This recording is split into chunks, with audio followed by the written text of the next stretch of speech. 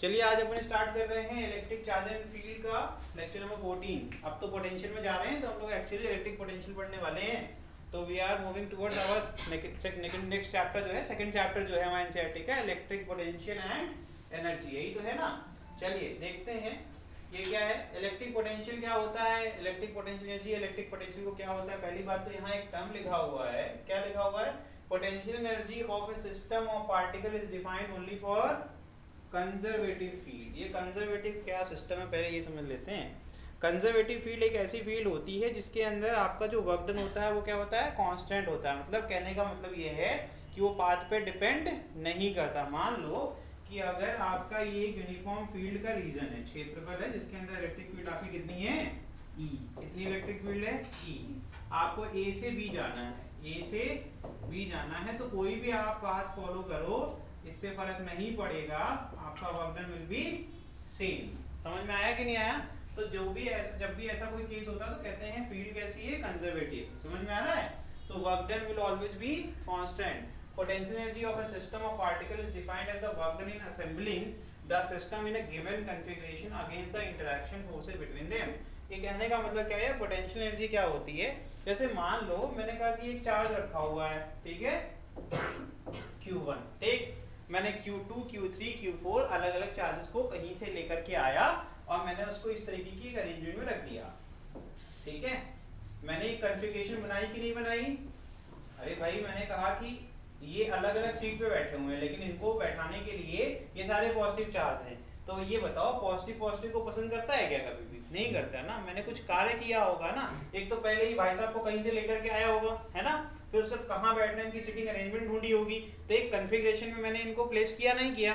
तो जब मैंने प्लेस किया तो मैंने कुछ वर्क किया कि नहीं किया, इसी वर्क डन को कहेंगे क्या भैया, समझ में आया, पोटेंशियल एनर्जी। समझ में आ रहा है कि नहीं आ रहा है। अगर अभी भी नहीं समझ में आ रहा है तो यार पोटेंशियल एनर्जी अपन ने पढ़ा था 11th क्लास में, है ना। वर्क और एनर्जी एक चैप्टर हुआ करता था, तो एक कहते थे काइनेटिक एनर्जी कहते थे। तो अपने को पता है कि रेस्ट एनर्जी को ही पोटेंशियल एनर्जी कहते हैं। वर्क पोटेंशियल एनर्जी थ्योरम पढ़ा था, क्या होता है भाई, work done is equal to change in potential energy. मतलब चार्ज की पहले कोई एनर्जी रही होगी, बाद में ये कॉन्फ़िगरेशन लाने के बाद जब हमने कुछ कार्य किया होगा उसके ऊपर तो उसकी फिर से कुछ और एनर्जी रही होगी, तो यही चेंज इन एनर्जी को अपन पोटेंशियल कह सकते हैं कि नहीं कह सकते हैं। तो वर्क को हम पोटेंशियल में कन्वर्ट कर सकते हैं, इसी तरह प्रकार से उल्टा भी कर सकते हैं, है ना, क्योंकि यही नियम कहता है वर्क पोटेंशियल एनर्जी थ्योरम, है ना, जो कि क्या होता है, work done is equal to change in potential energy. समझ में आ रहा है। तो अपन थोड़ा थोड़ा रिलेट करेंगे 11th को तो हो जाएगा।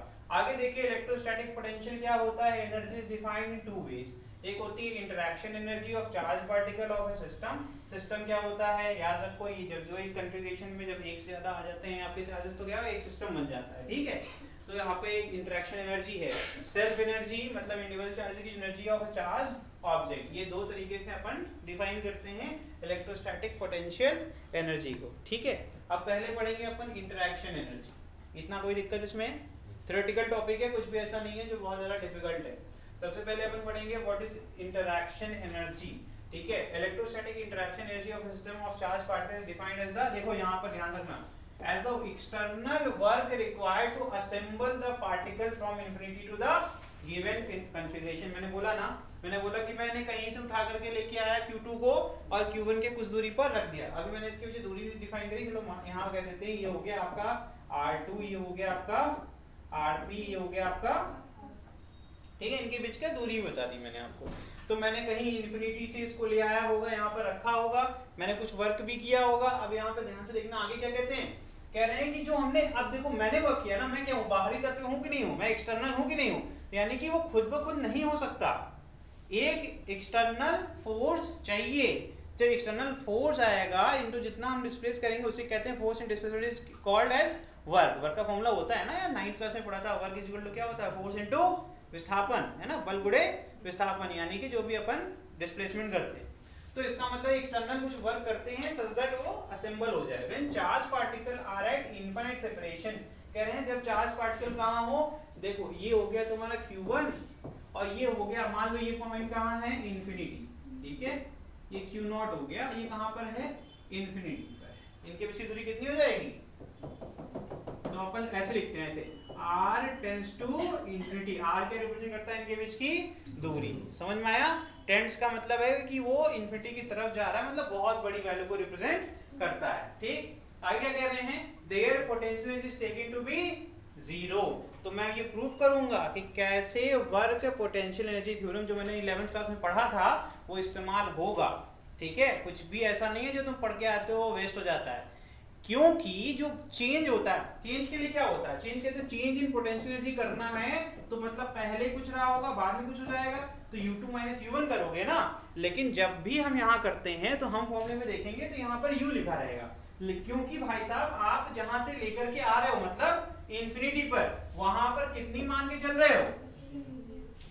तो बदलाव में तो भैया जो भी वैल्यू दे दोगे वही मान लेंगे। चेंज होगा क्या? कुछ कहेंगे ना, जैसे 2 माइनस 0 2 ही आएगा, 3 माइनस 0। समझ में आ रहा है कि नहीं आ रहा है? तो 11th क्लास गलत नहीं पढ़ाया गया आपको कि पोटेंशियल एनर्जी आपकी चेंज हो रही है, यहाँ भी चेंज हो रही है, लेकिन जिससे आप रिस्पेक्ट में चेंज देख रहे हो वहां पर पहले कितनी है वैल्यू? 0 है। इसलिए आपको यहाँ पर जब 12th में पढ़ेंगे, क्योंकि बच्चों को जब समझ में नहीं आता तो रट जाते, कहते हैं रट जाओ खत्म करो। रटने की जरूरत क्यों है? जब तुम्हें क्लियर हो जाएगा कि इंफिनिटी पे पोटेंशियल क्या होती है, तो इससे फायदा क्या होगा? न्यूमेरिकल लगाते हुए हमें डर नहीं लगेगा। अगर कहेंगे कहीं कोई और चार्ज रखा है कहां पर आपका इंफिनिटी पे, तो कहेंगे पोटेंशियल क्या होगी वहां पर? 0 हो जाएगी। खत्म करते हैं। ठीक, as no interaction is there between them, क्योंकि पहले ही समझ लो कि पोटेंशियल एनर्जी का जन्म तभी होता है जब आपका एक इंटरेक्शन एनर्जी होगा, और जब इतनी दूरी पर रहेंगे कि इंटरेक्शन ही ना हो पाए। इंटरेक्शन मतलब क्या होता है? हम तुम क्या कर रहे हैं? इंटरेक्ट कर रहे हैं बॉस। समझ में आ रहा है कि नहीं आ रहा है? इंटरेक्शन इसी कहते हैं, इसी प्रोसेस को इंटरेक्शन कहते हैं। समझ में आ रहा है? तो वो इंटरेक्शन कैसा हो सकता है? इनके बीच में फोर्स ऑफ अट्रैक्शन हो जाए, वो भी एक इंटरेक्शन हो गया। समझ में आ रहा है कि नहीं आ रहा है? इनके बीच में इलेक्ट्रिक फील्ड रीजन के बीच में आ जाए, वो भी एक इंटरेक्शन हो गया। तो इंफिनिटी पे तो ये बहुत दूर हो जाएंगे, तो वहां पर इंटरेक्शन एनर्जी क्या हो जाएगी? 0, because there is no interaction between two charges. समझ में आ रहा है कि नहीं? तो इसका मतलब है कि यहाँ पर कह रहे हैं इंटरेक्शन एनर्जी तभी होती है जब कोई एक्सटर्नल वर्क होगा, उनको असेंबल करने के लिए, सच दैट वो क्या हो जाए? किसी कॉन्फ़िगरेशन में आ जाए। समझ में आया? तो यहाँ पर पॉसिबल नहीं है, इसलिए यहाँ पर पोटेंशियल क्या हो जाएगी? 0। When these charges are moved to from a given configuration, external work is required if the force between these particles is repulsive। सुनो ध्यान से, यहाँ से एक और सवाल पैदा होता है।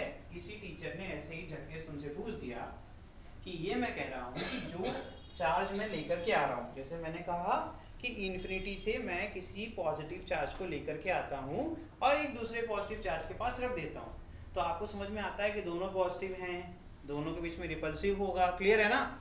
मैं कहता हूँ निगेटिव लेकर के आता हूँ, कोई निगेटिव चार्ज तो आएंगे, अट्रैक्टिव फोर्स लग रहा है, तो इसके बाद पूछ दूंगा कि जो मैंने वर्क किया वो पॉजिटिव है या निगेटिव। एक सवाल बनता है इसमें कि वर्क विल बी पॉजिटिव और नेगेटिव, उसी का आंसर है यहाँ पे लिखा हुआ। देखो, and energy is supplied to the system, hence final potential energy will be. समझ में आया क्या कह रहे हैं? अब देखो ध्यान से, पोटेंशियल एनर्जी और वर्क के बीच में थोड़ा सा उल्टा चलता है। ठीक है, अभी समझा रहा हूँ, आगे बताऊंगा। ठीक है, तो फिर से पढ़ रहा हूँ। कह रहे हैं कि जब भी हमने कहा चार्ज को मूव किया किसी गिवन कॉन्फ़िगरेशन में, तो कोई एक्सटर्नल वर्क जो मैंने लगाया, अगर कह रहे हैं उनके बीच के जो बल है, जो दो चार्जेस हैं उनके बीच का बल कैसा है? रिपल्सिव, तो उनकी पोटेंशियल क्या हो जाएगी? क्योंकि हमने एनर्जी मतलब हमने वर्क किया तो मेरी कुछ ऊर्जा उसमें क्या हो गई? एब्जॉर्ब हो गई। समझ में आया? अच्छा, कह रहे हैं अगर फोर्स इनके बीच पार्टिकल में क्या है? अट्रैक्टिव है, और वर्क क्या हो रहा है? Will be done by the system, मतलब वो खुद एक दूसरे को अपनी तरफ खींचने पे लगे हुए हैं, वो तो चाहते ही आ जाए साथ में, तो उनकी पोटेंशियल क्या हो जाएगी? क्योंकि मैंने कम काम किया, वो ज्यादा खुद ही कर लेंगे। समझ में आ रहा है कि नहीं आ रहा है? तो ये चीजें बड़ी इंपॉर्टेंट है, पोटेंशियल पॉजिटिव कब होगी और नेगेटिव कब होगी। अब बात करते हैं interaction energy of a system of two charge particle. ठीक, अब देखो यहाँ पर ये dx लिखा हुआ है, तो मैंने कितनी बार सिखाया है कि dx का क्या मतलब होता है?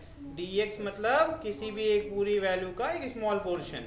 ठीक है, तो देखो पहले एक बहुत लार्ज वैल्यू ली गई कि मान लो ये x क्या रिप्रेजेंट कर रहा है? इन्फिनिटी को रिप्रेजेंट कर रहा है। क्या रिप्रेजेंट कर रहा है? इन्फिनिटी को। ठीक है, और अपन क्या कर रहे हैं? इतने स्लो रेट पर लेकर के आ रहे हैं कि उसका स्टेट चेंज नहीं हो रहा है ना, वो एक dx मतलब वेरी स्मॉल डिस्प्लेसमेंट कर रहे हैं, धीमे धीमे करते करते हम लेके आ रहे हैं उसको कितनी दूरी पर? r दूरी पर, मतलब x is very very larger than r रहा होगा।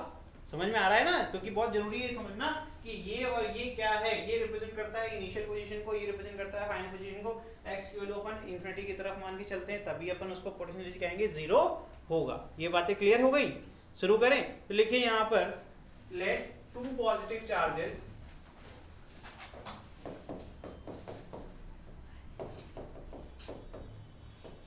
स्पीड में तो नहीं, थोड़ा टाइम कम है इसलिए मैं थोड़ा स्पीड अप करके पढ़ा रहा हूँ। पानी दो यार जरा हो तो।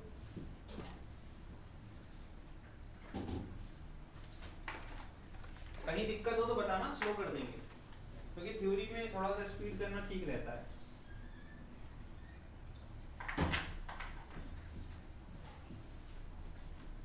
Two positive charges Q1 and Q2 separated by distance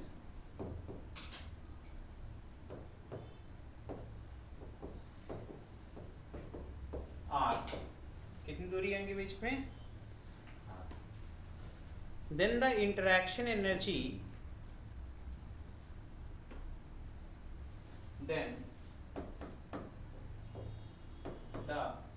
electrostatic interaction energy कहीं कहीं लिखा रहता है, मैं लिख रहा हूं इंटरेक्शन एनर्जी।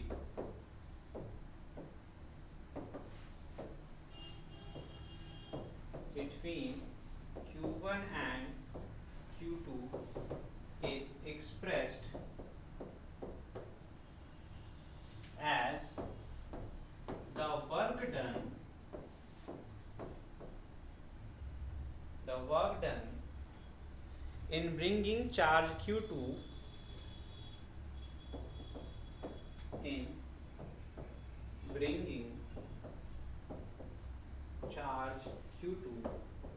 from infinity। मैंने सिखाया था ना कि हमेशा हम जो सेकेंड चार्ज को कॉन्फ़िगरेशन में लेकर के आते हैं उसको कहीं इन्फिनिटी से उठा करके लेकर के आते हैं, तभी तो पोटेंशियल एनर्जी आपकी होती है ना। सिस्टम की एनर्जी कहते हैं पोटेंशियल एनर्जी, है ना। To the given separation from, कहां तक लेके आएंगे? टू द गिवन सेपरेशन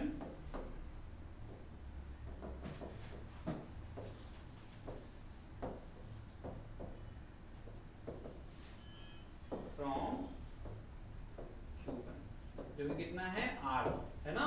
कितनी सेपरेशन है? R है ना, ठीक है। तो इसका मतलब वर्क का फॉर्मूला तो अपने को आता ही है, वर्क इज इक्वल टू क्या होता है? फोर्स इनटू, तो मैंने कहा कि यार यहाँ पर एक काम करते हैं, force is also a vector quantity और वर्क क्या होता है? एक स्केलर क्वांटिटी होता है। इनके बीच में क्या होगा? एक डॉट प्रोडक्ट होगा, है ना। dx क्या रिप्रेजेंट कर रहा है? किसी भी स्मॉल टाइम इंटरवल में कितना डिस्प्लेस हो रहा है ना। और ओवरऑल डिस्प्लेसमेंट कितना कर रहे हैं हम? dx को करते करते कब तक लेके आएंगे? जब तक हम r तक नहीं पहुंच जाते। तो पहले ये बताओ, initial position of the particle कहां पर है? लिमिट लगाना सीखिए, डरने की कोई आवश्यकता नहीं, पूछ सकते हैं मुझे मुझसे आप, ठीक है। आप ये पूछ सकते हैं कि यहाँ dx क्यों लिखा, आप ये भी पूछ सकते हैं कि लिमिट कैसे लगाई, ठीक है। किसी भी स्तर पे आके मुझसे पूछ सकते हैं, कोई दिक्कत नहीं है, मैं सिखा रहा हूँ। फिर भी जब भी इंटीग्रेशन का काम क्या होता है यार, देखो, एक टोटल वर्क, छोटे छोटे कार्यों को जोड़ करके ये बड़ा कार्य होता है ना। जैसे मैंने इस टॉपिक को पढ़ाने के लिए छोटे टुकड़े में आपको चीजें बताई हैं, वो सबको जोड़ करके अभी मैं इसका कंक्लूजन करने वाला हूँ, ठीक है। तो मैंने कहा था कि जो वर्क होता है वही आपकी एनर्जी होती है, यही तो बोला ना शुरुआत से, यही बोल रहा हूँ, कई बार बोल चुका हूँ। और अभी मैंने हेडिंग लिखवाई हो, क्या हेडिंग है? इंटरेक्शन एनर्जी, और लिख क्या रहा हूँ? वर्क। और तो मैंने परिभाषित करी कि नहीं करी कि भैया इंटरेक्शन एनर्जी को आप लिख सकते हैं in terms of work done. समझ में आ रहा है? तो मैंने यहाँ वर्क का फॉर्मूला लिख दिया। अब वर्क का जो फॉर्मूला होता है, वर्क एक अदिश राशि यानी कि स्केलर क्वांटिटी होती है, जबकि जो फॉर्मूला होता है वो force into displacement, 9th class वाला फॉर्मूला याद है अपने को, ठीक। तो मैंने कहा यार हम जो हर बार डिस्प्लेस कर रहे हैं किसी भी टाइम इंटरवल पे देखते हैं तो dx कर रहे हैं, तो dx कब तक करेंगे? जब तक कि इंफिनिटी से r दूरी पर नहीं आ जाता। तो हर बार बराबर कार्य मैं करूंगा कि नहीं करूंगा? हर बार मुझे पता है मैं dx से डिस्प्लेस करूंगा, फिर रुक जाऊंगा, फिर सांस लूंगा, फिर से करूंगा, और कब तक करूंगा? तब तक करता रहूंगा जब तक मैं r पे पहुंच नहीं जाता। क्लियर हुआ कुछ कुछ तुम्हें?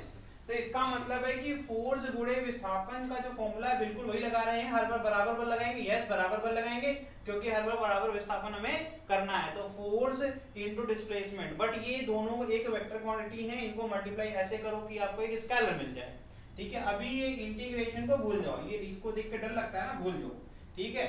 अभी मैं सिर्फ इसकी बात करता हूँ। तो ये क्या है? ये छोटे कार्य को रिप्रेजेंट करता है कि नहीं करता है? करता है ना।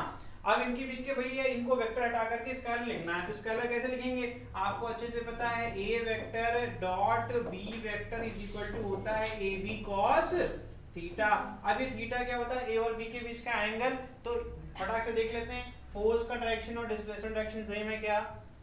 सेम है या नहीं है, जल्दी से बताओ, कोई बताएगा मुझे कि सेम है या नहीं है? दोनों पॉजिटिव चार्ज हैं, फिगर में बहुत अच्छे से दिया हुआ है, बस फिगर में जानबूझ के दोनों तो डायरेक्शन में एरो बनाया हुआ है, ठीक है। ये क्या है, ऑब्वियसली रिपल्सिव होता है सर, रिपल्सिव होता है तो अपने से तो दूर की तरफ भेजेंगे ना, फोर्स क्या हो जाएगा, रिपल्सिव मतलब बाहर की तरफ। ये दूसरा एरो क्या रिप्रेजेंट करता है, दूसरा एरो भाई साहब डिस्प्लेसमेंट किधर की तरफ जा रहे हैं, इस तरफ जा रहे हैं, डिस्प्लेसमेंट इधर होगी ना, है ना। थोड़ा बेसिक को काम करो भैया, बेसिक बहुत वीक है। तो ये डायरेक्शन ऑफ फोर्स हो गई, ये डायरेक्शन ऑफ डिस्प्लेसमेंट हो गई। डिस्प्लेसमेंट हमेशा उस डायरेक्शन में होती है जिस डायरेक्शन में अपन जा रहे हैं। शुरुआत कहाँ से कर रहे हैं, यहाँ शुरुआती बिंदु, आखिरी बिंदु ये है। तो हमेशा इनिशियल से फाइनल डायरेक्शन की तरफ, एक बेसिक सुन लो यार, बहुत बहुत बेसिक है ये, क्या ही बोल रहा हूँ मैं। हमेशा स्टार्टिंग जहाँ से कर रहे हैं और खत्म जहाँ कर रहे हैं, आंख बंद करके हमेशा डिस्प्लेसमेंट का वेक्टर वैसे बना दिया करो दिमाग में, ठीक है। अब फोर्स देख लो, मैंने स्टार्टिंग से इतनी देर चिल्ला रहा हूँ कि पॉजिटिव पॉजिटिव रिपेल करता है, तो इसका मतलब बल क्या होगा, हमेशा विपरीत होगा भैया, है ना। कोण कितना बन गया 180, कितना कोण बन गया 180, मतलब थीटा कितना होगा 180। तो इसको लिखेंगे तो कैसे लिखेंगे, एफ डी एक्स कॉस 180। मैंने कहा था ना, मैंने कहा था कि वर्क और पोटेंशियल हमेशा एक दूसरे के विपरीत रहते हैं। अगर पोटेंशियल पॉजिटिव तो वर्क क्या हो जाएगा, नेगेटिव। क्यों होता है, इसीलिए नहीं बताया था उसने, रटवाना पसंद नहीं है हमको, इसीलिए नहीं होता। जब भी पॉजिटिव की बात करेंगे तब ये खेल आपका नेगेटिव आएगा, वर्क हमेशा नेगेटिव आएगा भाई, क्योंकि ये एंगल हमेशा 180। समझ में आया। अभी देखेंगे आगे की तरफ, तो ये कितना आ गया, ये आ गया माइनस एफ डी एक्स, ये आ गया छोटा सा वर्क, ये क्या आ गया छोटा सा वर्क, है ना। अब ये छोटा छोटा वर्क जोड़ करके पूरा बनता है। इंटीग्रेशन क्या करता है, इंटीग्रेट कर दो बोथ साइड। इंटीग्रेशन काम होता है जोड़ना, क्या काम करता है वो, सिर्फ वो एडिशन में ही काम आता है और कोई काम नहीं करता वो, सिंपल एडिशन करता है। तो एडिशन ही से एक बार देख लेते हैं, ठीक है, कि एडिशन कैसे करेगा। तो एडिशन करना सीखना है तो आपको पता है कि एडिशन कहाँ से शुरू करना है सर, कहाँ ख़त्म करना है, ये बहुत ज़रूरी है जानना, क्योंकि अगर अपन ये नहीं जानेंगे तो कभी भी नहीं कर पाएंगे, है ना। चलिए तो देखिए यहाँ पर एडिशन कैसे करेंगे। तो आप कहेंगे सर 0 से शुरू करेंगे और जब तक टोटल वर्क हमको ना मिल जाए कोई दिक्कत नहीं। हम कह रहे हैं कि सर यहाँ पर शुरुआत कहाँ से कर रहे हैं, इन्फिनिटी से शुरू करेंगे और कब रुकेंगे, जब अपन, तो लिमिट लगाना कौन सी बड़ी बात, समझ में आया कि नहीं आया। क्या बल हमारा कांस्टेंट है, यस, इसको अलग कर ले तो ये क्या आ जाएगा, लेकिन अगर फोर्स वेरिएबल होगा तब उस केस में कभी भी हम उसको बाहर नहीं लेंगे, समझ में आया। ठीक है, कोई दिक्कत। तो हम क्या मान लेते हैं, चलो सारी वैल्यू पुट करके सॉल्व करके देखेंगे, ठीक है। तो इसको अंदर ही रख करके सॉल्व करते हैं, हमेशा अच्छी चीजों को पढ़ना चाहिए। देखो तो यहाँ क्या जाएगा, माइनस साइन बहुत जरूरी था, सीख लिया। फिर क्या आ जाएगा, यहाँ पर फोर्स की वैल्यू क्या होती है, के Q1 Q2 upon x square, किसी भी समय पर एक्स मान लेते हैं, है ना। हमें नहीं पता इंफिनिटी है कहाँ, हम कह रहे किसी भी समय के लिए सॉल्व कर लो, लिमिट तो लगाई हुई है, कोई टेंशन की बात तो है नहीं, लिमिट हमें क्या करेगी, सही वैल्यू हमें दे देगी, ठीक। फिर यहाँ क्या जाएगा dx। अच्छा ये बता दे रहे हैं तुमको, जिसको जो जो एकदम बेसिक मैथ नहीं पढ़े हैं उनकी बात कर रहे हैं, ये देखा करो, x पहचानो x पहचानो, ये दोनों मैच करने चाहिए। जो मैच करेंगे सिर्फ वही इंटीग्रेशन का पार्ट हो सकते हैं, बाकी नहीं हो सकते। तो Q1 मैच कर रहा है क्या, नहीं। Q2 कर रहा है क्या, नहीं। K कर रहा है क्या, नहीं। तो उनको क्या करोगे, चुपचाप बाहर निकाल लो, खत्म करो। तो क्या आ जाएगा भाई यहाँ पर माइनस के Q1 Q2 और इंटीग्रेशन क्या आ जाएगा तेरा 1 upon x square dx, infinity से r। अभी मैं इसको करूंगा इंटीग्रेट, खत्म करना है। जिसको आता है फटाफट इंटीग्रेशन करना स्टार्ट करो। 1 अपॉन एक्स स्क्वायर क्या करेंगे, ऊपर लेके जाएंगे, एक्स की पावर -2 कर लेंगे, तुरंत सॉल्व हो जाएगा। एक ही फॉर्मूला होता है, वही एक सिंगल फॉर्मूला यूज कर लेंगे अपन, ठीक है। करिए, जिसको आता है वो करिए, जिसको नहीं आता वो मुझे फॉलो करिए, ठीक है।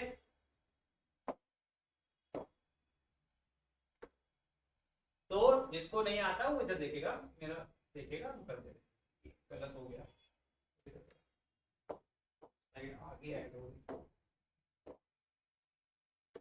चलो देखो, तो dw का इंटीग्रेशन क्या होगा भैया, dw क्या होता है याद रखो, जिसको इसको नहीं आता इंटीग्रेशन पहली बार पढ़ रहा है, ये देखो ऐसे अगर dx लगाते हैं, इसको d को डेरिवेटिव कहते हैं इंटीग्रेशन, तो इंटीग्रेशन डेरिवेटिव को काट देता है तो आंसर क्या आएगा, समझ में आया। तो dw का इंटीग्रेशन लिखा हुआ तो ये इसको काट देगा, बचेगा क्या w, कोई दिक्कत नहीं ना। और अगर लिमिट है, अगर लिमिट लगी हुई है 0 से W तो सीखो, इसको भी डरने की कोई जरूरत नहीं है। पहले हम फाइनल वैल्यू पुट करते हैं, बाद में हम लोग इनिशियल पुट करते हैं। W माइनस 0 भी क्या आएगा, W आएगा कि नहीं आएगा, ठीक। तो W इज इक्वल टू क्या आ जाएगा यहाँ पर, पहले हमने बाहर निकाल लिया K21 Q2। एक और फॉर्मूला जिसको नहीं आता उसके लिए, इंटीग्रेशन ऑफ x की पावर कुछ भी हो बेटा, +1 हो -1, माफ करना +1 नहीं बोल सकते, क्यों नहीं बोल सकते याद है, अरे लॉग वाली बात 1/x है ना, वो छोड़ के, उसको छोड़ के बाकी सब जगह लगता है, तो +1 नहीं बोल सकते है ना, +1 बोल सकते हैं, -1 नहीं बोल सकते, +1 बोल सकते हैं दादा, x को तो कर ही सकते हैं, 1/x को नहीं कर सकते, -1 नहीं बोल सकते बस, ठीक है। चलिए n की वैल्यू याद रखो, -1 छोड़ के बाकी कुछ भी रखो, ठीक है। तो n x⁴n dx होता है, इसका जो आपका इंटीग्रेशन होता है x⁴n+1 अपॉन, यही फॉर्मूला यूज करने वाले हैं, ठीक है बॉस। तो इंटीग्रेशन ऑफ इंफिनिटी से क्या हो गया r, अब मैं x⁴ को ऊपर लाऊंगा तो -2 हो जाएगा, मिला n की वैल्यू कितनी होगी बेटा, -2 है ना, बस वैल्यू पुट करना है, कुछ नहीं करना, इतना आसान होता है। तो -k Q1 Q2, यहाँ क्या आ जाएगा, जब आपको वैल्यू पुट करनी होती है, जब आप जान चुके हो फॉर्मूला, तब आप ब्रैकेट की तरह लिखते हो, ठीक। तो ये x⁴ क्या है, -2, तो यहाँ देखो क्या आ जाएगा, -2 + 1 करेंगे क्या आएगा, -1 आ जाएगा, x⁴ -1, नीचे क्या आ जाएगा, -2 + 1 करेंगे क्या आएगा, -1, सही है क्या, और एक -1 बाहर है, तो यहाँ लिमिट लिखेंगे इंफिनिटी से, कोई दिक्कत। और जब पावर -2 में होती है तो नीचे आ जाता है, कोई भी चीज पावर निगेटिव होती है तो नीचे आ जाएगा, तो ये माइनस बाहर जाएगा, माइनस क्या हो जाएगा, प्लस K⁴1 Q2, और यहाँ क्या जाएगा 1/, जैसे अब क्या करेंगे, पहले फाइनल वैल्यू पुट करेंगे, बाद में इनिशियल वैल्यू, तो ये हो जाएगा K⁴1 Q2, तो क्या जाएगा 1/r -1/∞। अब कई बच्चे कहेंगे सर इसको कैसे सॉल्व करेंगे, तो याद रखना, कभी भी किसी संख्या को 0 से डिवाइड करोगे तो क्या मिलेगा, इन्फिनिटी, और अगर किसी भी संख्या को इन्फिनिटी से डिवाइड करोगे तो क्या मिलेगा, ठीक है, समझ में आया।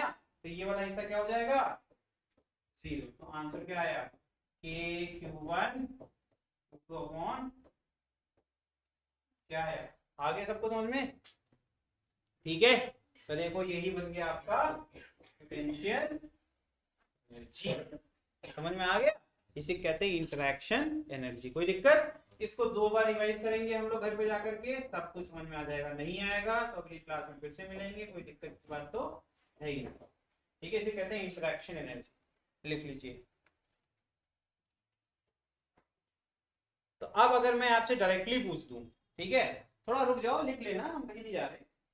अब अगर तुमसे इतना मेहनत करने के बाद डायरेक्टली पूछ दूं कि अगर Q1 Q2 अपोजिट नेचर के होंगे, मतलब एक पॉजिटिव एक नेगेटिव, तो U नेगेटिव होगा या नहीं होगा, होगा ना, दिख रहा है ना यहाँ, क्योंकि दोनों सेम थे, तो आंसर क्या है, पॉजिटिव। अगर नेगेटिव होंगे तो क्या आएगा, कोई भी एक नेगेटिव होगा तो आंसर हमेशा नेगेटिव आएगा।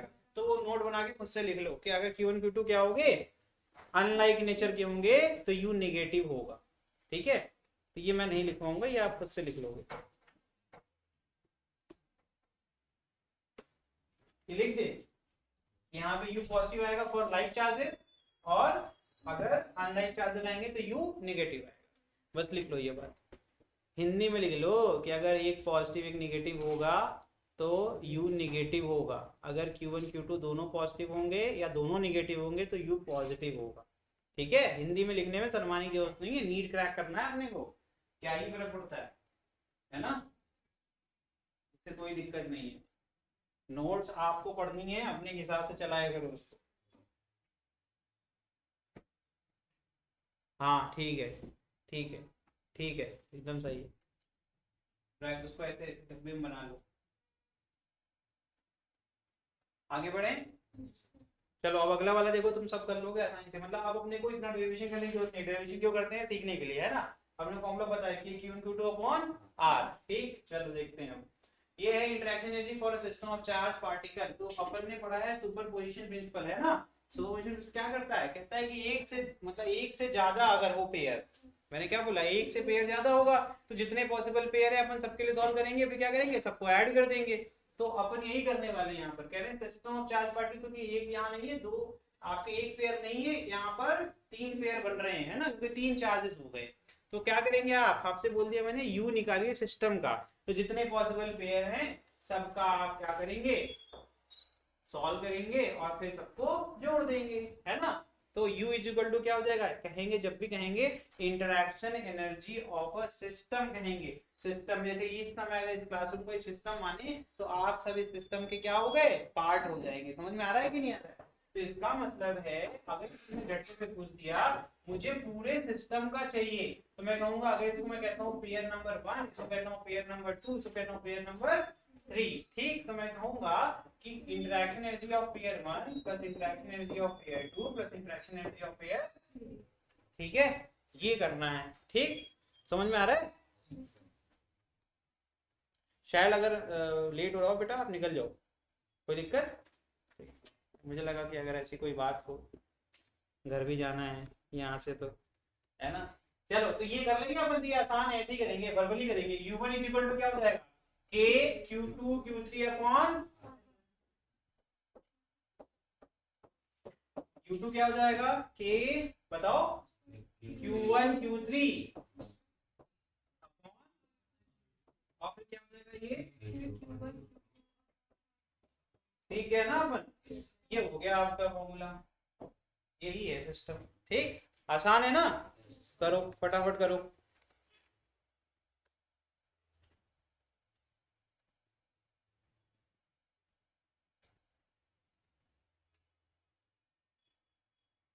अब मैं तुम्हें एक जनरल तरीका बता रहा हूँ कि तुम्हें कैसे पता चलेगा कितने पेयर बन सकते हैं। जैसे अभी तो 3 थे, तो अपन देख के बता दिए कि 1 2 3 बन रहा है, झटके से तुम्हें दे दिया 100 चार्जेस दे दिए, तो अब तुमसे तुरंत कह रहे हैं कि 10 सेकंड के अंदर बताना है कि कितने आपके, क्या कह रहा हूँ मैं, कितने पॉसिबल पेयर होंगे। मैंने जो बोला ध्यान सुनना, मैंने कहा 100 चार्जेस हैं, अब 100 में बताओ कितने पेयर बन सकते हैं, ठीक। इसके लिए एक सिंपल सा आपके लिए फॉर्मूला दे रहे हैं, इसको लिखिए, ठीक है। Number of pair corresponding to n charges, मैंने क्या बोला कि number of pairs corresponding to n charges, कह रहे हैं कि अगर n की वैल्यू कुछ भी ले लो तुम, 100 लेके भी करके देखना ये फॉर्मूला काम करता है कि नहीं करता है, ठीक है। तो अगर आपके पास n की कोई भी वैल्यू, मतलब मान लो 100 चार्जेस, तो कितने पेयर बनेंगे, तो फॉर्मूला है n into n minus 1 by n into n minus 1 by, समझ में आया। ये फॉर्मूला बहुत काम का है तुरंत स्पीड में सॉल्व करने के लिए। तो एक काम करो, इसको करके देखो, तो क्या जाएगा 100 गुणे 99/2 या फिर 50 गुणे 99, आंसर आ गया। वर्बली करो, 99 इंटू 5 करेंगे कितना आएगा, 99 इंटू 5 करेंगे कितना आएगा, 4950। हाँ गलत बोला मैंने कुछ, 4950 ही तो आएगा, गलत बोल। फिर 99 इंटू 5 करोगे, 5 9 45 होता है, 4 कैरी हो जाएगा, फिर 5 9 45 45 प्लस 4 49, 495 और 1 जीरो बढ़ा दिया, 4 9 4 950 आ गया। क्यों नहीं बढ़ाए, देखो। तो अगर मैंने कहा कि फॉर 100 चार्ज, है ना, तो क्या n की वैल्यू कितनी हो गई तेरी 100, तो जाएगा 100 इंटू 99, यही तो है, अपॉन 2, ये 50 हो गया, यही तो होगा ना, 100/2 50। अरे 5 का करोगे तो 495 और 1 जीरो बढ़ा दो, 50 से कौन मल्टीप्लाई करेगा, 5 का करेंगे, जीरो बढ़ा देंगे बाद में। चलो ठीक है, तो इतने पेयर बनेंगे, 100 चार्जेस होंगे तो इतने पेयर बनेंगे, तो इतने पेयर बनेंगे तो उतनी बार आपको लिखना पड़ेगा, जितने पेयर होंगे उतने आपके इंटरेक्शन है। समझ में आया कि नहीं आया, बस एक ट्रिक है आपके लिए। आगे बढ़े, चलिए अब ये करके दिखाइए, ये आप करेंगे मैं नहीं करूंगा, ये बहुत आसान है। सबसे पहले कितने पेयर बनेंगे बताओ, n की वैल्यू कितनी है 4, तो 4 गुणे 3/2 मतलब 2 3 6 आंसर आ गया। 6 पेयर बनेंगे, मतलब क्लियर है कि u इज इक्वल टू क्या हो जाएगा, u1 plus u2 plus u3 plus u4 plus u5 plus, कैसे किया मैंने ये n इंटू n माइनस 1/2 वाला जो फॉर्मूला है यूज किया, तो 4 चार्जेस थे, 4 इंटू 3/2, 2 जा 4, 2 3 जा 6, तो 6 पेयर आपके बनेंगे, तो मैंने 6 बार लिख दिया। अब मैं उसके बाद फिगर में जाऊंगा, 4 तो साइड में लिख रहा है और फिर 2 डायगोनल पे लिख रहा है ना, खत्म, यही तो है, कर डालिए फटाफट। यहाँ पे सारे चार्जेस सेम है, तो Q1 Q2 करने की जरूरत नहीं है, बस प्लस और माइनस देखना है। देखो ना कि आपके क्या दिए हुए हैं, एक बार पॉजिटिव दिया एक बार नेगेटिव दिया हुआ है ना। एक साइड पर प्लस क्यू, एक साइड पर माइनस क्यू। देखो ठीक, तो ये वाली साइड पे निगेटिव आएगा, इस पे भी पॉजिटिव आएगा, इस पे पॉजिटिव आएगा। कैसे, Q1 Q2 minus Q into minus Q करेंगे तो क्या आएगा पॉजिटिव। हाँ देखो ये लिखा भी है ना, डायगोनल्स के नेगेटिव आएंगे है ना। तो कितने आएंगे, 4 ऐसे आएंगे जो नेगेटिव होंगे और 2 ऐसे आएंगे जो पॉजिटिव होंगे। कौन सा पेयर, ये पेयर पॉजिटिव, ये पेयर पॉजिटिव, ये भी नेगेटिव, ये भी नेगेटिव, ये भी नेगेटिव और है ना। और डायगोनल ऑफ स्क्वायर क्या होता है, √2a। ये सब कैसे जल्दी जल्दी कर रहे हैं, ये सब बेसिक है, बहुत बेसिक है, इतना प्रैक्टिस करना चाहिए आपको कि आपको आ जाए। जिसको नहीं आता वो इधर देखेगा, अरे भैया स्क्वायर का डायगोनल निकालना दुनिया का सबसे आसान काम है। एक तो स्क्वायर 90 डिग्री के कोण पे होता है ना, और इसकी सारी भुजाएं बराबर होती हैं। ये पाइथागोरस थ्योरम लगा दिया, ये क्या हो गया हाइपोटेनस हो गया भैया। ये क्या होता है बताओ, A square plus A square perpendicular square plus base square, कौन सा पढ़ाया था। तो दो क्या हो जाएगा, अंडर रूट में 2a स्क्वायर, रूट के अंदर से a स्क्वायर बाहर आ जाएगा, बचेगा क्या √2a। समझ में आया। तो ये आ गई आपकी दूरी, आ गई √2a। तो एक बार इधर एक बार इधर, ये करके आंसर बताना है बॉस, बिना आंसर के मैं आगे नहीं निकलूंगा। अभी तो क्यूब भी कराऊंगा। देखो कितना सिंपल क्वेश्चन था ये। तो अब मैं इसको इरेज कर देता हूँ, एक एक करके पेयर बनाऊंगा और एक एक करके सॉल्व करते रहूंगा। ठीक है, फिगर में आपकी हेल्प करने के लिए यहाँ पॉजिटिव नेगेटिव लिखा गया। अब मैं दूसरा पेयर ये लेता हूँ, ये मेरा U2 हो गया, U1 हो गया, जो मैं लिख लूंगा उसको मिटा दूंगा। ठीक है, तो क्या हो जाएगा कि Q1 क्या है प्लस Q, Q2 क्या है माइनस Q। तो plus Q into minus Q करेंगे तो माइनस Q स्क्वायर आएगा ना। तो मैं एक काम करता हूँ, इसको यहाँ से माइनस KQ स्क्वायर अपॉन, दूरी कितनी है वो तो यही रहेगी, यही तो है ना फॉर्मूला। फिर अगले पे जाते हैं, अब इसको मिटा देते हैं है ना।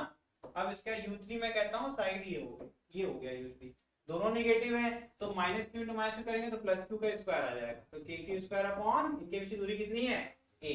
अब मैं इसको कहता हूँ U4, ये हो गया मेरा U4 है ना। तो क्या हो जाएगा, एक माइनस क्यू है एक प्लस क्यू है, तो प्लस क्यू इंटू माइनस करेंगे तो माइनस क्यू स्क्वायर आएगा कि नहीं आएगा।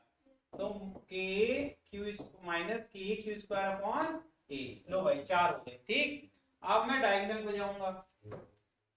ठीक है, तो ये हो गया तुम्हारा डायगोनल। डायगोनल की दूरी मैंने ये निकाली हुई है ना, पाइथागोरस के नियम के हिसाब से क्या होता है, एक परपेंडिकुलर एक बेस और एक सबसे लंबी जो भुजा होती है उसको हाइपोटेनस कहते हैं। और हाइपोटेनस की वैल्यू होती है अंडर रूट में परपेंडिकुलर का स्क्वायर प्लस बेस का स्क्वायर है ना। तो परपेंडिकुलर की वैल्यू a थी तो a का स्क्वायर प्लस a का स्क्वायर, 2a स्क्वायर हो गया। तो कोई भी चीज स्क्वायर में होती है रूट के अंदर तो वो बाहर आ जाती है, तो कितना आ गया √2a। ठीक, अब मैं इसको मिटा रहा हूँ क्योंकि दूरी बड़ी इंपॉर्टेंट होती है हमको ये फॉर्मूले में है ना, क्योंकि जो डिनोमिनेटर में दूरी लिखी जाती है। अब देखो एक प्लस क्यू एक माइनस क्यू, तो इसका मतलब है माइनस KQ स्क्वायर, दूरी कितनी है √2a है ना।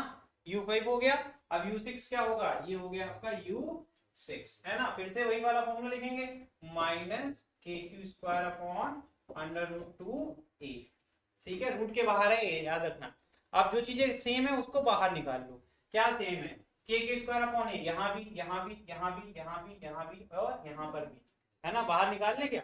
तो सबको एक साथ बाहर निकालो, KQ स्क्वायर अपॉन a को बाहर निकालो।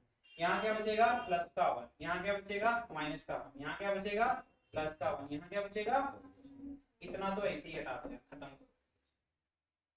है ना, खत्म। फिर आगे जाते हैं, यहाँ क्या बचेगा -1 अपॉन √2 और फिर आखिरी वाले में भी -1 अपॉन, इतना छोड़ के बाकी कुछ बचेगा क्या, नहीं ना। तो ये तो सॉल्व ही नहीं करना था यार, ये तो बस हमको बस तुम लोग को सिखाने के लिए लिखा, ये तो अपने को सॉल्व ही नहीं करना था, सच्चाई तो ये है। ठीक है, अब देखो ध्यान से, वहां से 1/√2 बाहर निकालो,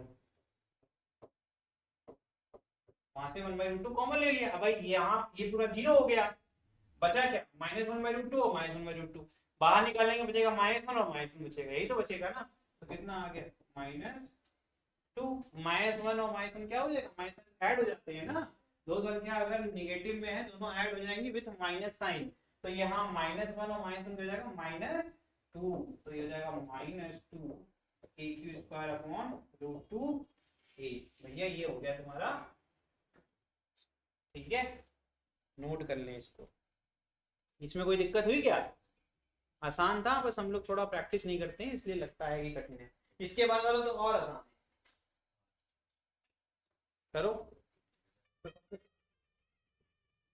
ये देखो, मतलब कह रहे हैं पढ़ाई लिखाई छोड़ो, आईपीएल में आ जाओ, 1 करोड़ जीत के जाओ हैं। तो 1 करोड़ जीत जाओगे तो पढ़ाई में छोड़ दोगे? सब पूछ रहे हैं। ऐसे एक जनरल मेरे दिमाग में आया कि कई बच्चे जो है कहते हैं आईपीएल में 1 करोड़ जीत जाते, बस उतना सफिशिएंट है क्या जिंदगी का? 1 करोड़ तो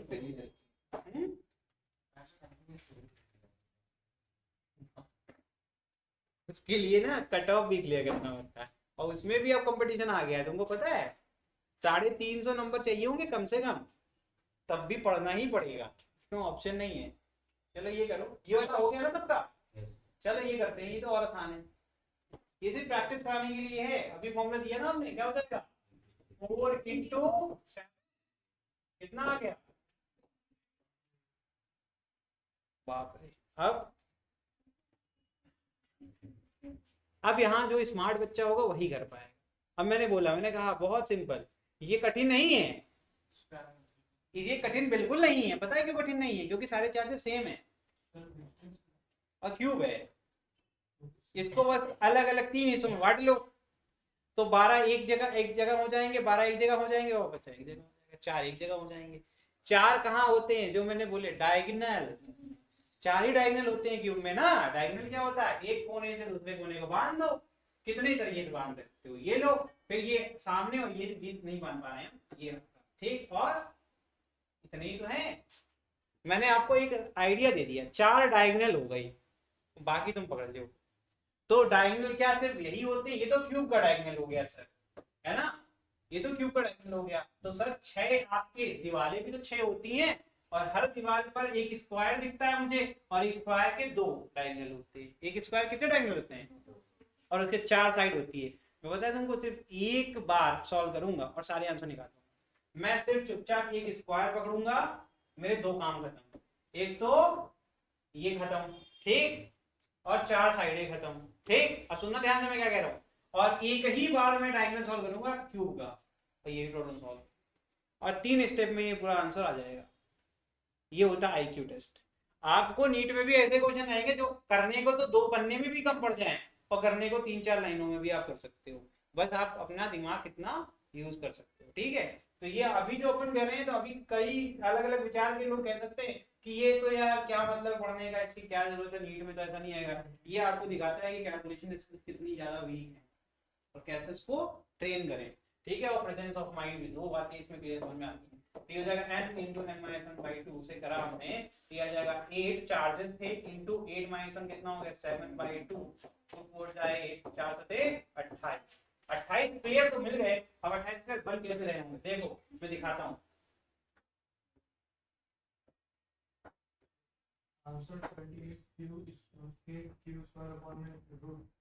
नहीं, तुम गलत हो, तुम पूरे गलत हो। पता है क्यों? क्योंकि यहाँ पर जो दूरी होगी वो अलग अलग आएगी। मैंने अभी तुम्हें आइडिया दिया, 12 जो हो जाएंगे आपके पेयर पॉसिबल, वो आपकी ये साइड्स वाले हो जाएंगे, 12 डायगोनल हो गए, और बचे 4 जो है वो क्यूब के डायगोनल हो गए। मैंने क्या बोला? मैंने कहा साइड्स का पेयर बना लो। साइड्स के पेयर में एक बड़ी प्रॉब्लम होती है, जो ये पिलर्स हैं ये कॉमन हो जाएंगे, सारे फेसेस में आपके साइड नहीं ले सकते हैं, रिपीटेड साइड्स भी आएंगी इसमें। जैसे समझो ये वाली जो साइड है वो इधर भी जा रही है, इधर भी जा रही है, उसको एक ही बार लेना पड़ेगा। हम गलती क्या करते हैं, अपन क्या मान लेते हैं, अरे यार ये तो 2 बार लिख लेंगे, 2 बार लिखे तो वो गलत हो गया। समझ में आया कि नहीं आया?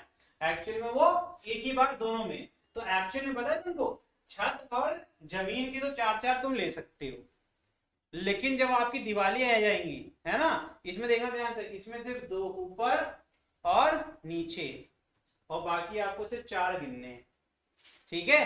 तो इस तरीके से आप देखोगे ना, तो आपको दिखने लगेगा ये उसके साथ भी चला गया, तो बड़ी सुविधाएं हैं। तो 4 4 8 और सिर्फ 4 12 पेयर बन रहे हैं। फिर से नहीं समझना है, आराम से समझेंगे। क्रॉस लड़के ने हमें इन लोग को टाइम वेस्ट कर दिया, इंटेलिजेंट ज्यादा हो रखा है। 1 2 3 4 इतना गिन लिए, ठीक, खत्म खत्म। अब छत पे देखो कितनी, 1 2 3 4 खत्म। हम लोग 8 पे हैं, गिनते रहे ना। फिर 1 2 3 खत्म हो गया ना, कुछ बचा क्या? देख लो हर जगह पेन चल गई ना आपकी। कितने हो गए 12, समझ में आया? तो 12 तो आपके साइड हो गए, है ना, 12 साइड्स के पेयर, ठीक है। अब बात करते हैं ये मिटा दो, अब इसकी जरूरत नहीं है, देखना कितना आसान हो जाएगा, एक ही बार में सॉल्व करेंगे, ठीक। फिर फेज डायगोनल, फेज डायगोनल एक पेयर दो पेयर, ठीक है, समझ में आ रहा है? और ऐसे कितने होंगे आपके फेसेस? 6 हैं, 6 हैं कि नहीं है? तो क्या हो जाएगा, एक पेयर, ये क्या, कोई भी पेयर आपका रिपीट हो रहा है, इस बार नहीं हो रहा, इस बार नहीं हो रहा, तो कितना हो जाएगा, 6 दूनी 12, समझ में आया? तो आपके हो जाएंगे 12 फेज डायगोनल, डायगोनल पेयर्स, ठीक। देखो वेरीफाई करो, कुछ भी रटो मत, मैं करके दिखा देता हूँ। देखो एक पेयर ये बना रहा हूँ, एक पेयर, क्या इसमें से कभी भी कुछ भी रिपीट हुआ? क्या नहीं हुआ ना। पीछे वाले में देखो ये चार्ज आएगा इसके साथ, तो तुम्हें ऐसा लग सकता है कि ये वाला चार्ज इधर भी है उधर भी है, लेकिन है तो अलग अलग आदमी के साथ ना। पेयर का रूल तो यही कहता है ना कि दोनों चार्ज रिपीट नहीं हो सकते, एक हो सकता है, क्योंकि अभी 3 का सिस्टम पढ़ा था तो Q1 Q2 बना था, Q1 Q3 बना था, याद करो ये बात। तो इस बात को क्लियर रखो दिमाग में कि जब पेयर की बात होती है तो दोनों साथ में रिपीट नहीं हो सकते, जैसा कि साइड में हो रहा है, ठीक। अगर हम इस वाले केस को देखते हैं तो ये वाला जो पेयर है वही छत वाले में भी आ रहा था, इसलिए हमने उसको नहीं लिया, एक ही बार लिया, ठीक। लेकिन फेज डायगोनल में ऐसा नहीं होता है, तो ये 12 हो गए। 4 क्या हो गए आपके, बॉडी डायगोनल भी कहते हैं उसको, और क्यूब का डायगोनल भी कह सकते हैं, क्योंकि पूरी बॉडी को क्यूब कह रहे हैं, ठीक है, बॉडी डाया, ठीक है, समझ में आया? तो ये हो गए आपके। अब देखो कैसे 3 बार में सॉल्व करेंगे, एक पेयर को सॉल्व करो, 12 से गुणा कर दो, एक पेयर को सॉल्व करो और 12 से गुणा कर दो, क्यों? क्योंकि जितनी दूरी पर रखा है, एक तो 4 सेम, उसके बाद दूरी भी सेम, देखो ना इसकी दूरी कितनी है, इसकी दूरी कितनी है, एक, जो चार्ज यहाँ वही चार्ज यहाँ, क्यों बार बार करना?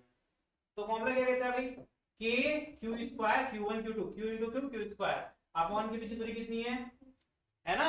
अब 12 बार तुम करके पूछ रहे हैं ना, हम कहेंगे इसको 12 से गुणा करो यार, खत्म करो, ये लो भाई, ये आ गया 12 के क्यू स्क्वायर अपॉन, कोई दिक्कत हुई क्या, टाइम लगा क्या? अब इसमें देखो ये तो और आसान है, ये तो अभी कर दिया, क्या जाएगा 12 के क्यू स्क्वायर अपॉन √2a, गलत है क्या? कैसे देख लेते हैं, फिर भी किसी को डाउट ना होना नहीं चाहिए ना, किसी को डाउट, कई बार पूछते नहीं हम लोग सर हमारे। तो देखो डायगोनल क्या होता है, फेज डायगोनल ये हो गया, ठीक। ये क्या हो गया आपका परपेंडिकुलर, ये क्या हो गया बेस, इसकी लेंथ कितनी है a, इसकी लेंथ कितनी है a, ये कितना हो जाएगा पाइथागोरस के हिसाब से, hypotenuse equal to under perpendicular square plus base square, हो जाएगा 2a स्क्वायर, तो ये आ गया √2। हमने ये वाली दूरी, यही तो है ना दूरी डायगोनल के बीच की, ठीक, तो ये हमने यहाँ पुट कर दिया। कितनी बार पुट करना है, 12 बार, तो 12 मल्टीप्लाई कर दिया, ठीक है। अब ये 4 एक ही बार करेंगे, इसको भी सॉल्व, 4 तो पहले लिख लो, के क्यू स्क्वायर भी लिख लो, सारा खेल दूरी का है। अब दूरी सीखते हैं कैसे निकालेंगे, ठीक है। देखिए भाई ये हो गया मेरा बॉडी डायगोनल, यही तो होगा ना, यही दूरी चाहिए अपने को, ठीक बेटा, यही चाहिए ना।